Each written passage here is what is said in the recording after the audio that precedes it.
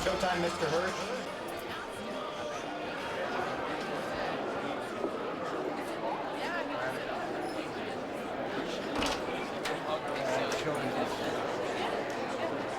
Hey, good luck to me.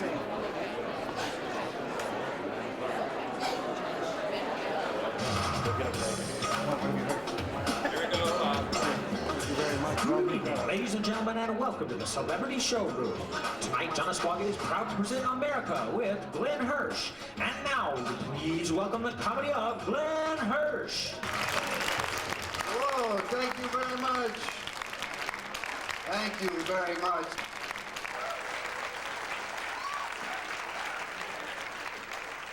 Every country I go to, people speak at least 2 languages, their own and English. I find that amazing. That's 1.5 languages more than I speak. I'm telling you, folks, I grew up in New York City. I had trouble speaking one language without going, hey. That's everybody in my neighborhood. When they talk to you, they touch their groin area, it affects their neck muscles. Then they have to put themselves back in place. I don't understand it. Hey. Hey. And those are the women. Hey. I want born with little horn buds. Hey. I've lost a lot of my New York accent because I moved to Los Angeles in 1985, and I've changed. I really have. I'm speaking so much clearer now. Oh, no, when I was growing up, you know, most New Yorkers run words together. Like, I'll never forget when I was a kid in school, a teacher asked me to use the word ominous in a sentence. I said, sure, I'm in this room with you.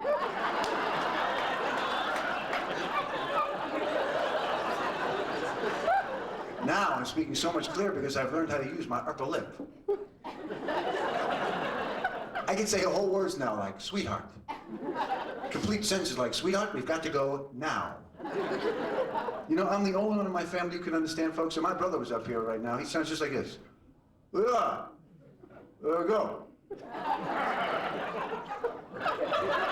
You understand that? What are you, a dentist? Car now. And he's a speech therapist. I can say this now. I don't like Mexican food. I don't like food that hurts. I didn't know pain could be a flavor. And it's fast-acting stuff, too. After dinner, I spent some time in the men's room in a moving tribute to Mexico. I think I discovered where Ben Gay comes from. They're talking fire in a hole, if you get my drift. As far as I'm concerned, the jalapeno pepper is the pit bull of vegetables. I was raw to wear prescription underwear for a week. Well, I made myself laugh, and I've heard this stuff before. All I remember is looking around the restaurant, people laughing, enjoying each other, enjoying the food. My face, I've never been this hot before in my life. My face felt like it was dripping down the side of my neck. I got the word water out of my mouth as fast as I could. The waitress took this moment in my life to tell me where I'm from, like I needed to know right then and there. I said, hey lady, I need water, water. She came over and looked at me and said, y'all from New York City, ain't you? My teeth are beginning to fuse together. She gives me a speech lesson. It's not whoa, whoa. It's water. Come on, say it with me, water. I had no time to argue with this woman. I said, listen, ma'am, you have a hose out back? Good, then bring me some hose juice.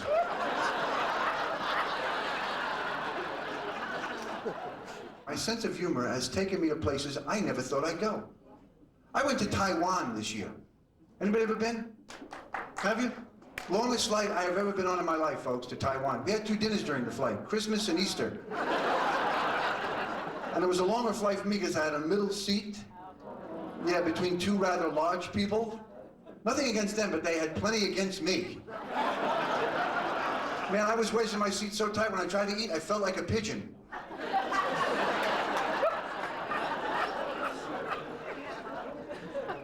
And they serve so much food on long flights.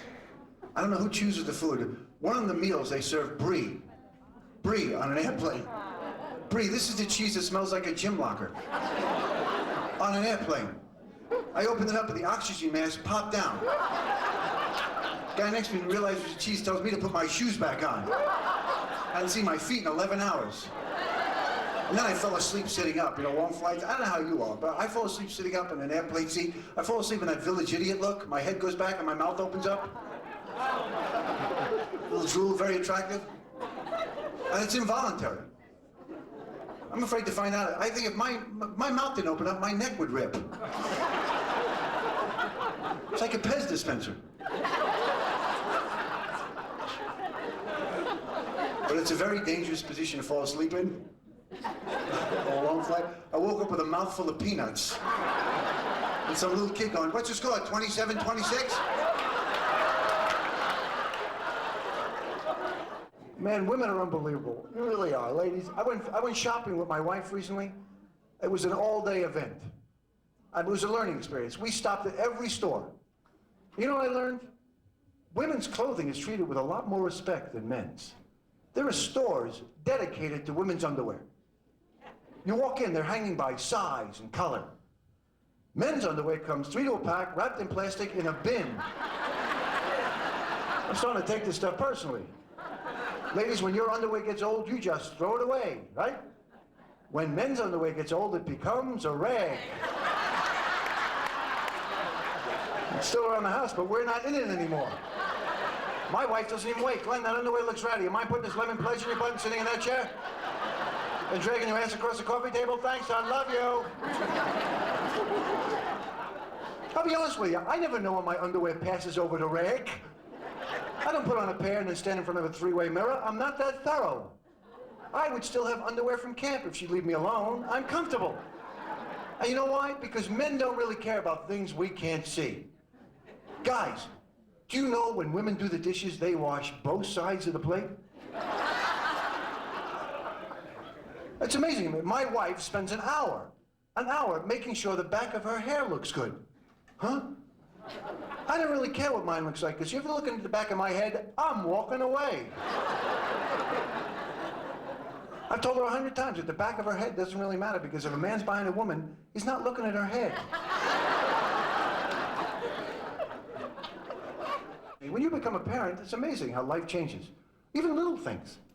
You know, when I was a kid, I never believed in the tooth fairy. Now I am the tooth fairy.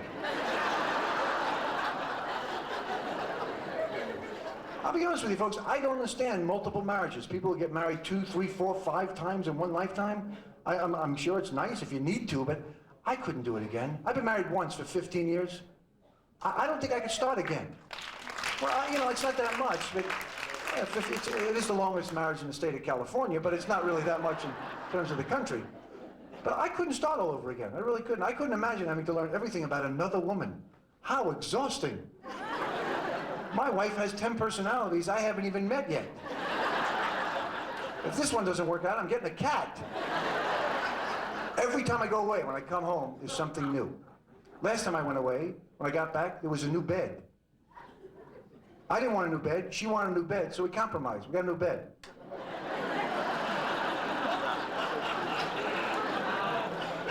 And then along with the new bed, we had to get a new bedroom set because it matched. The new dresser has 8 drawers. Guess which drawers I got, ladies? The bottom 2? I wish I was married to you. You're a lucky man. What would I do with all that space? Well, I could buy all new underwear. I got the bottom 1. I'm not complaining, because at first she wanted me to keep my stuff in a box in the closet at my friend's house. But she taught me so many things, though, things that would not be in my life, folks, really, if I wasn't married. She taught me how to feel. For a long time, I was out of touch with my own feelings. She taught me how to feel. Now, I'm in touch with my feminine side. Yeah, look.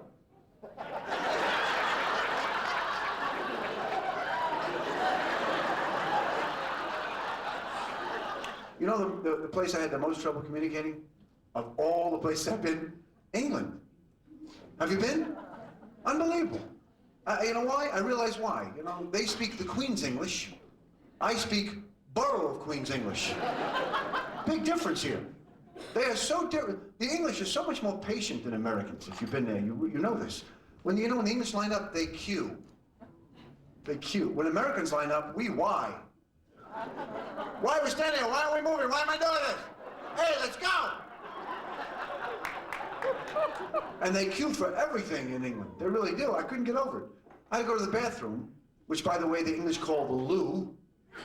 The loo gives a whole new meaning to the song, Skip to My Loo. I can't sing with my 4-year-old without laughing out loud. She thinks I'm insane. So I'm on the queue for the loo, and I had a frightening moment. Guy in front of me turns around and says, "Excuse me, sir, do you have a match? I wish to light up a fag." So I grabbed him and told the other guy to run. What did I know? Thought I was saving a life. I've never seen more pipe smoking in one place in my entire life. When I went to England, everybody seems to smoke a pipe over there. I don't know if anybody smokes a pipe here. Something fascinating about pipe smokers.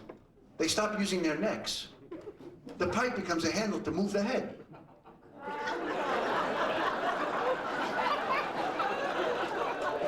It's like a seeing eye pipe. Well, Frank, come over here.